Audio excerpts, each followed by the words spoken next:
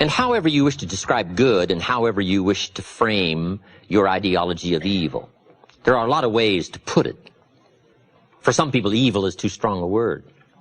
I don't know. This is part of your own philosophical conclusions that you have to come to in trying to evaluate this earthly struggle.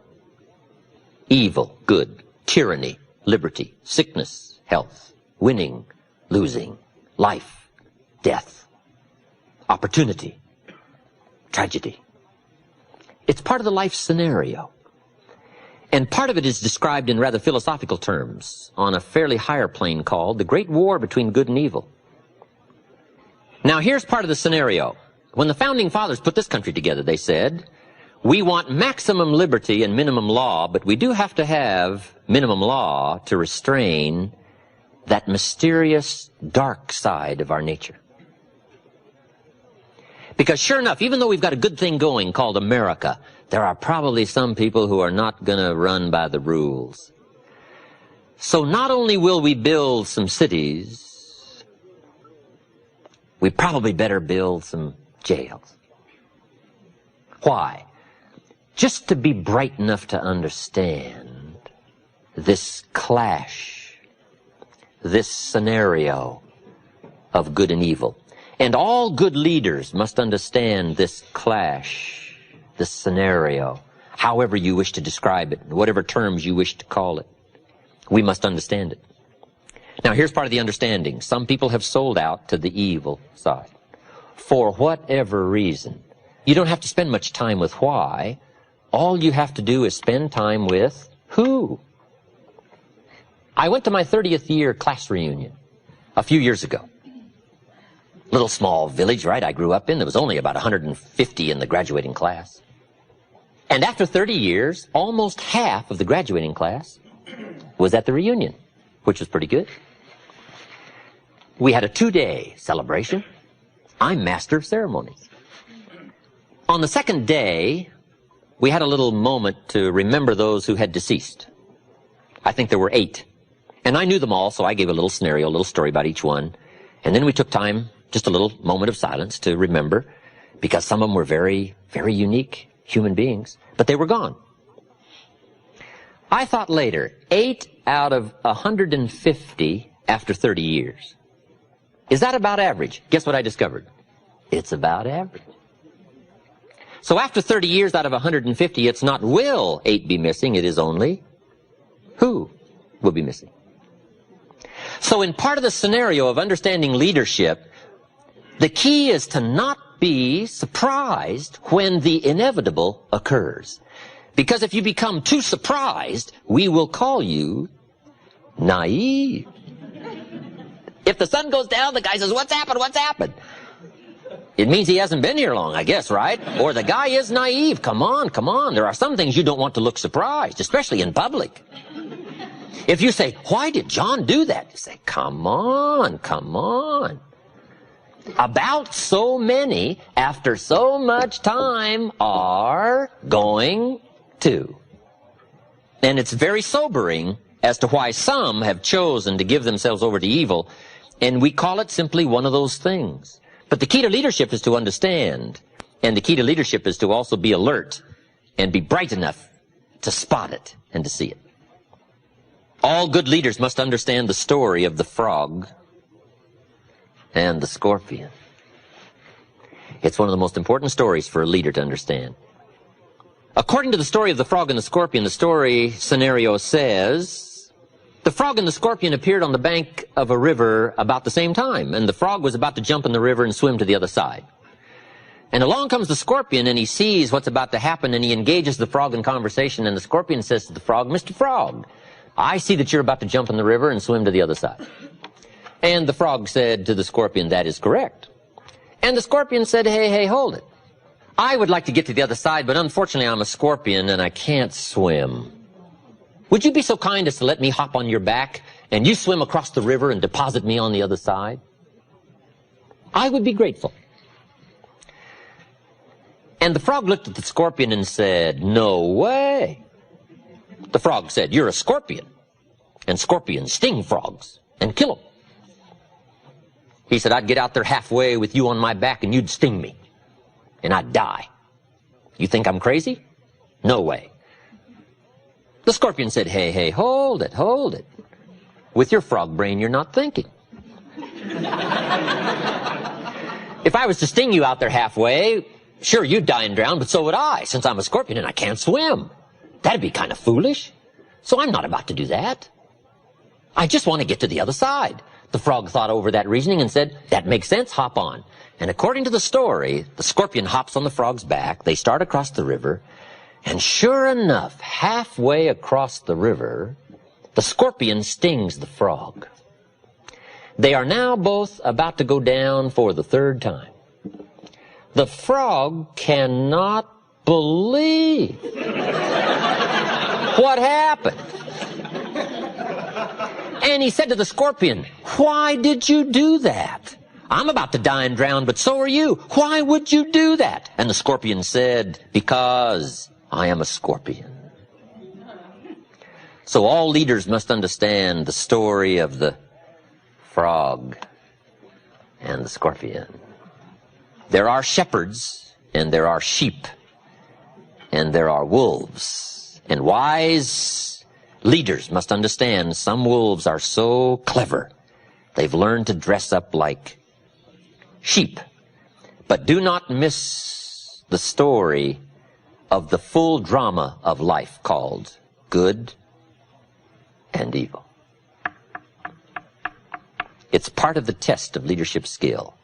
Awareness, sensitivity, understanding, knowing the scenario, and being on the alert for what is called the inevitable. Let me give you now, just in sort of quick succession, some studies that leaders should engage in. Let me just give you the list. We won't expand on this, but I'm sure you can expand on it in your own good time and in your own good way. But let me give you this list of studies leaders should engage in. Number one, the study of possibility. Possibility. It's so important for leaders to play the what-if game. What if we had enough people? What if we had refined people? What if we had leaders?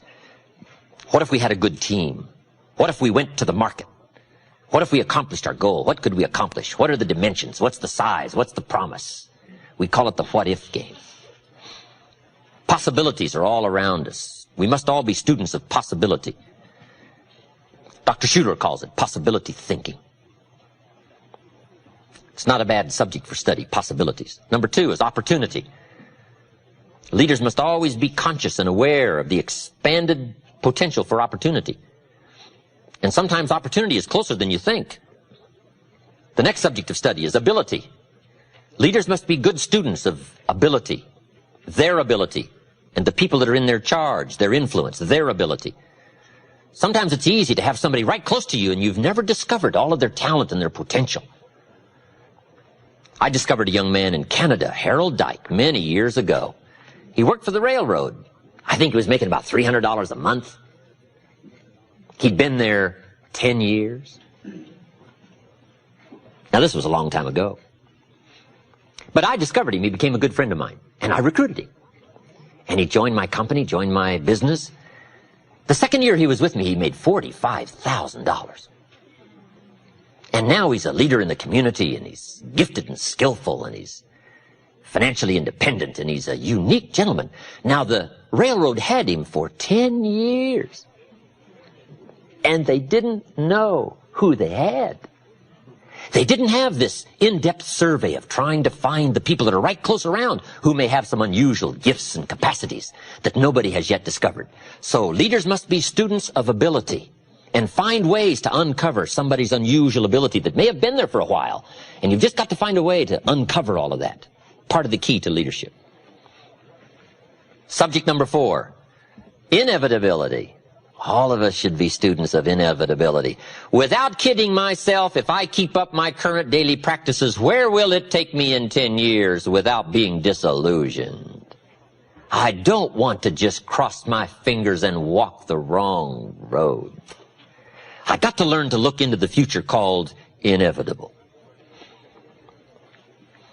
Inevitability is being 200 feet from Niagara Falls in a little boat with no motor and no oars. It's called, it's over. Now, the key to that tragic story and scenario is, what a tragic place to find yourself. If somebody would have painted you this scene when you were still upstream and painted the roar of the falls in your mind and would show you what a tragic place it is, you might not have drifted this far into what we call now the inevitable. We've got to help people by painting the roar of the falls long before they get 200 feet in a little boat with no motor and no oars. You say, well, the roar of the falls is a long ways off. Yes, but the people that are around you are drifting. And by perception, you've got to see it. And you've got to level, and you've got to speak the truth so that you can give them alternate choices while there are still alternate choices. It's called the gift of leadership, helping people in life change, career change, helping people in thinking change, helping people with attitude change, to paint the inevitable. It's a key to leadership. Number 5, an important subject for leaders to study is called rationality. Being able to rightly conclude based on information, a rational, sensible course. I've got a good clue for you. Make sure what you do is the product of your own conclusion. Take advice but not orders. Let everybody around you be helpful, but then put that through your own mental computer and make sure what you do is the product of what you've concluded based on all the input. We call this a true sense of leadership, developing rationality based on all the input. These are not easy tasks, but they're tasks that are possible. This is called walking the summit of leadership skills. And most people don't want to engage in these extra disciplines, but I'm here to promise you that the treasure and the equity is so unique that what small price is paid in these early disciplines is small compared to the treasure that accumulates as the days unfold, both for your heart and your mind and your purse.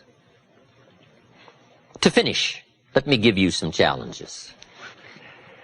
In wrapping all of this up, I've got some good challenges for you to consider. Here's the first one. Let other people lead small lives, but not you.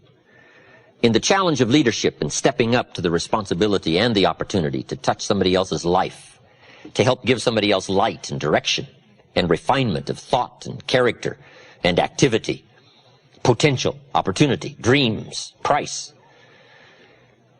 In all of this, let everybody else lead the small lives, but not you. Let everybody else cry over small hurts, but not you. Let everybody else argue over non-essentials, but not you. Deal in things that matter.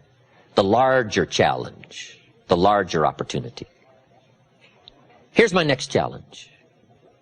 As leaders, let's learn to help people not just with their jobs, but with their lives. I think we have a twofold responsibility to help people with job skills. But I think the greater responsibility is to help people with life skills. Let's don't just teach people how to work, let's teach people how to live. How to assimilate and accumulate. Far greater treasures than just a paycheck. The treasures of awareness, understanding, setting goals, reaching into the future, growing, changing, expanding. If we'll touch people's lives as well as their skills, if they stay with us a week or a month or a year or a lifetime, on whatever occasion they should choose to leave, you want them to leave by saying, my experience there was the greatest experience of my life. And it wasn't just what I earned, it was what I learned. And last, I have an ancient scenario to give you. It comes from the Bible, and here's what it says.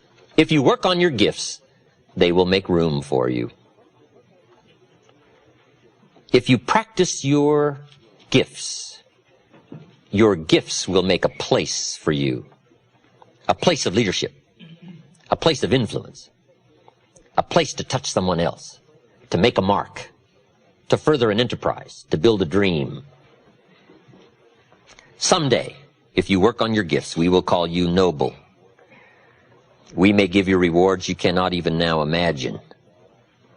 Plaques to hang on your wall, trophies to remember, but most of all, the gift of knowing yourself, that you did the best you could with what you had, the expansion of your mind and your heart and your soul and your touch and your reach and all the gifts that you possess. Your gifts, if you work on them, will make a room for you.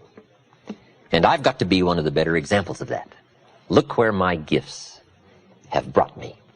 I was raised in obscurity, a little small village in Idaho. I now get to travel around the world. My gifts have brought me to this room. And what an experience it is for me to have a chance to touch you. One of the most challenging experiences in life is seeing what you can do to help someone else. And one of the greatest thrills in life is to be able to invest life into life. And you've given me that opportunity tonight, and I want to thank you for that. I've invested a bit of my life into your life, and I've considered it worth it. I want to thank you for giving me this chance.